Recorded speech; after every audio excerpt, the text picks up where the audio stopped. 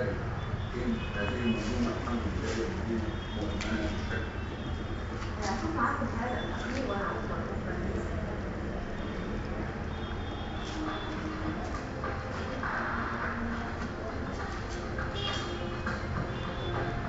الكروت الذكيه هم عملوها بس لسه ما اتنفذتش.